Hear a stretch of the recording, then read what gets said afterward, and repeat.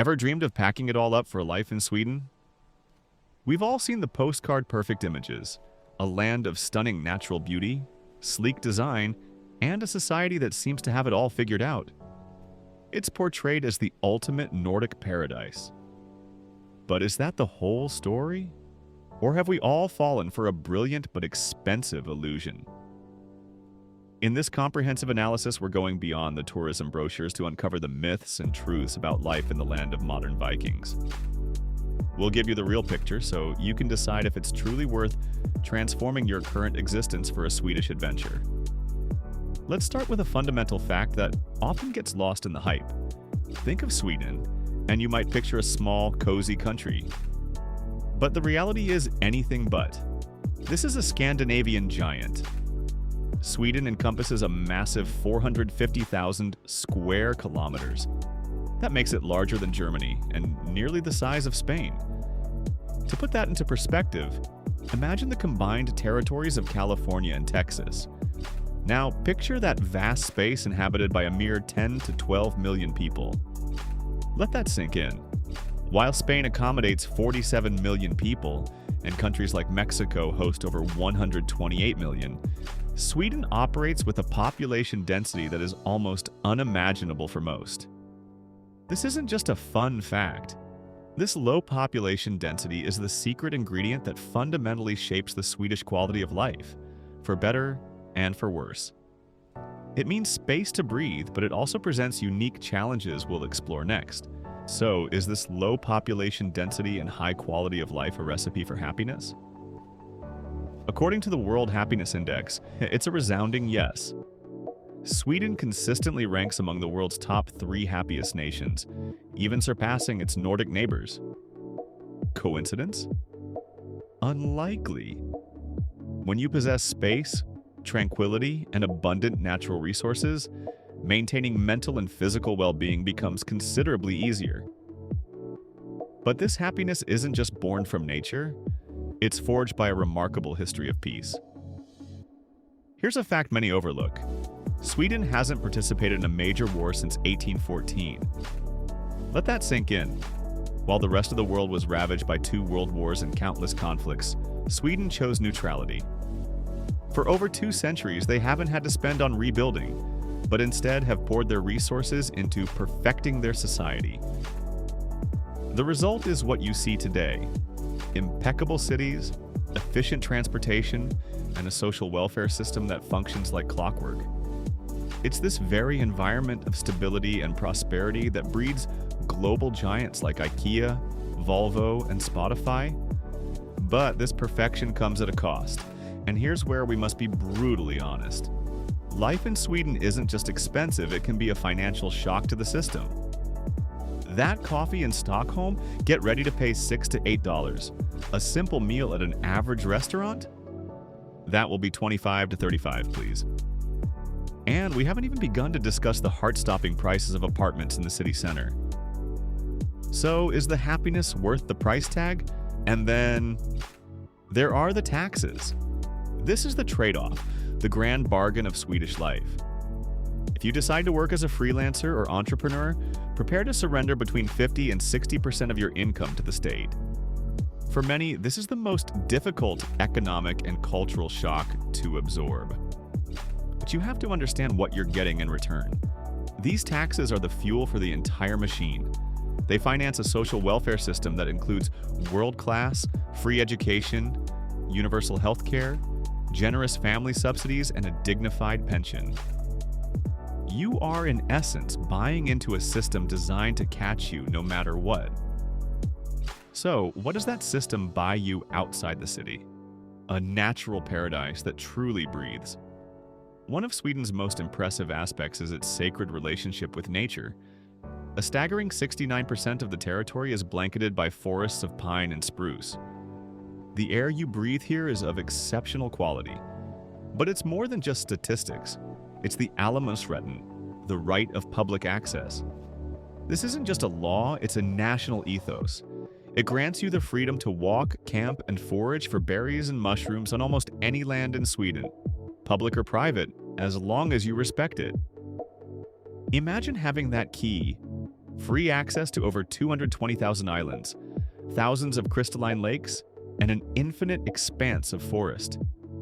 For someone from a polluted, overcrowded metropolis, this doesn't just feel like an upgrade, it can feel like liberation.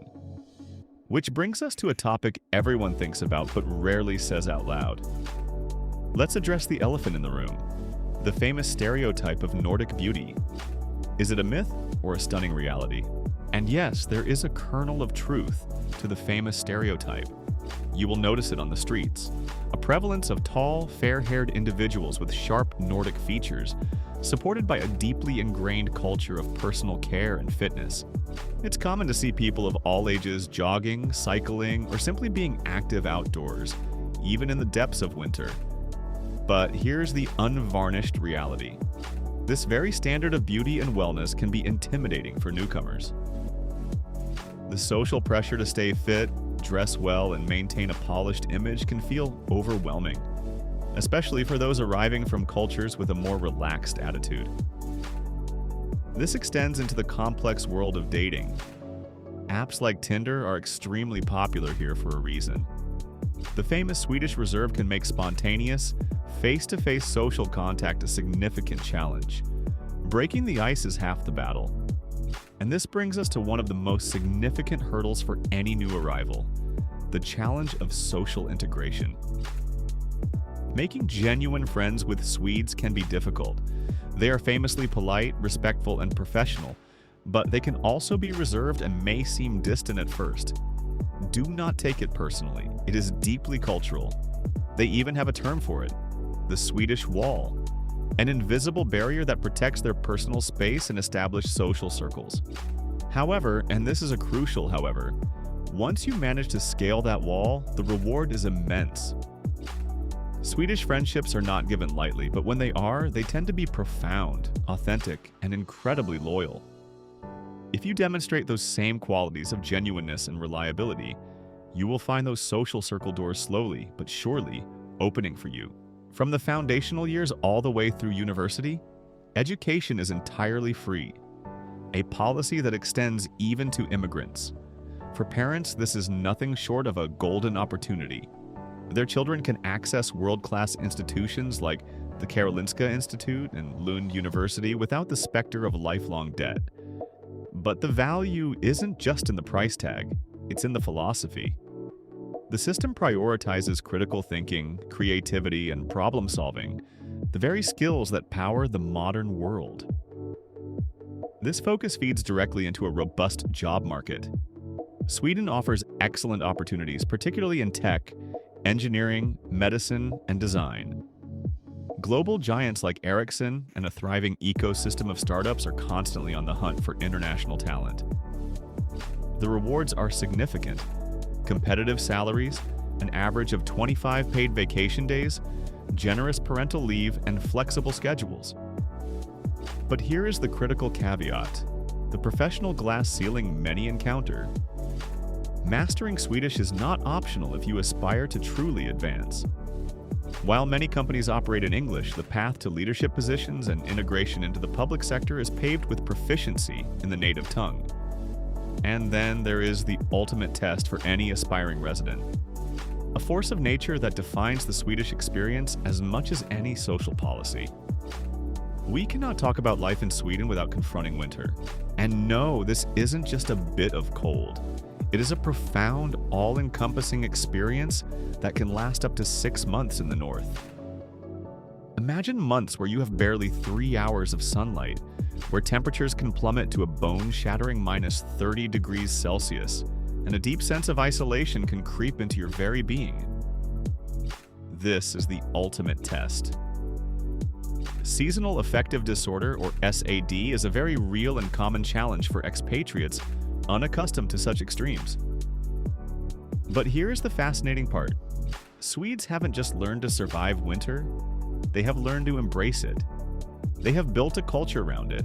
They combat the darkness with coziness, the concept of mice, and active pursuits like skiing, skating, and the intense heat of a sauna followed by a roll in the snow. The famous Fika, a dedicated coffee and pastry break, becomes a vital ritual of social connection to ward off the isolation. This communal spirit is also being tested on a national scale. Sweden has opened its doors to a significant number of immigrants in recent decades, welcoming refugees from conflict zones like Syria and Somalia. This has transformed Swedish society, creating vibrant multicultural pockets but also presenting complex challenges related to integration and social cohesion that the country continues to navigate. This wave of cultural diversity has undeniably enriched Sweden, flavoring its cities with international cuisine and new perspectives. Yet, it has also generated significant integration challenges. Neighborhoods like Rinkeby and Tensta in Stockholm or Rosengård in Malmö have high concentrations of immigrants.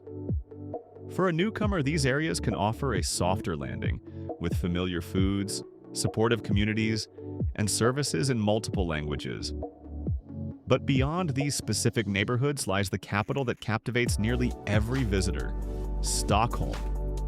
Undoubtedly one of Europe's most stunning capitals, it's a city built on 14 islands, where medieval cobblestone streets in Gamla stan seamlessly connect with sleek, modern design.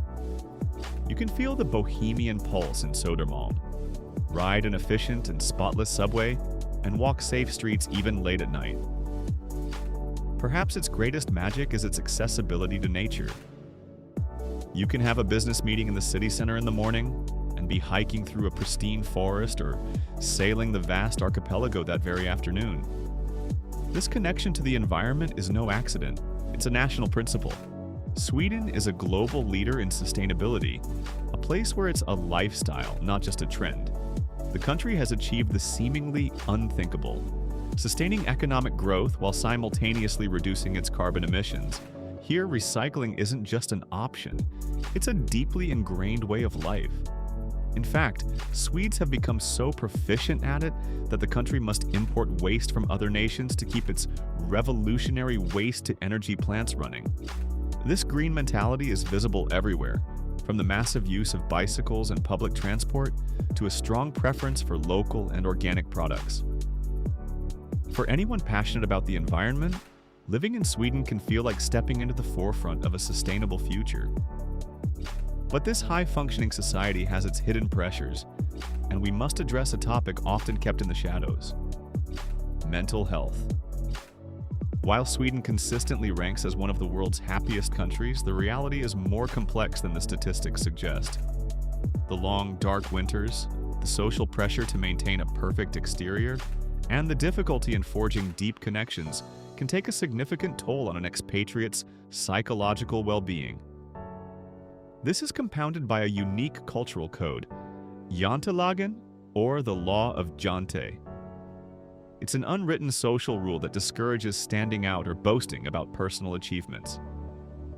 For immigrants from more expressive cultures, this "don't think you're better than anyone else" mentality can create an invisible, suffocating pressure to conform. The good news is that the Swedish healthcare system offers excellent free psychological support, and society is gradually becoming more open in discussing these once taboo topics. Cognitive behavioral therapies are widely available, signaling a growing awareness of emotional well-being. Yet, one of the most immediate and practical challenges remains: the housing system. Finding a place to live, especially in Stockholm, can be one of the greatest obstacles a new resident will face. The queue system for a first-hand rental contract in a desirable part of Stockholm isn't just competitive, it's a test of endurance, with waiting times that can stretch for years, even decades. Yes, you heard that correctly. It can take up to 20 years to get a regulated apartment in the capital's center. This forces most newcomers into the volatile second-hand market, where prices are exorbitant. A standard two-bedroom apartment in Stockholm can easily cost between 2,000 and 3,500 euros per month, consuming a massive portion of an average salary. The reality for many expatriates is a long daily commute from the suburbs, adding significant time and cost to their routine. A popular, if unconventional, alternative is student housing. While designed for scholars, these accommodations often become a lifeline for young professionals and newly arrived immigrants, offering a more affordable foothold while they establish themselves in the country. But once you've secured a roof over your head, you'll discover a culinary scene that defies all expectations. Let's talk about gastronomy because it goes far, far beyond the famous meatballs. Stockholm boasts a constellation of Michelin-starred restaurants, and the new Nordic cuisine has gained worldwide acclaim for its stunning use of local ingredients and innovative techniques. However, for immigrants accustomed to more intensely seasoned and varied cuisines, traditional Swedish food can initially seem bland. Flavors are subtle with a strong emphasis on fish, game, wild berries, and root vegetables. And then there are dishes like surströmming, fermented herring, which is less of a meal and more of a full frontal assault on the unaccustomed palate. The advantage, however, lies in the country's cultural diversity. Major cities offer an incredible variety of authentic international restaurants.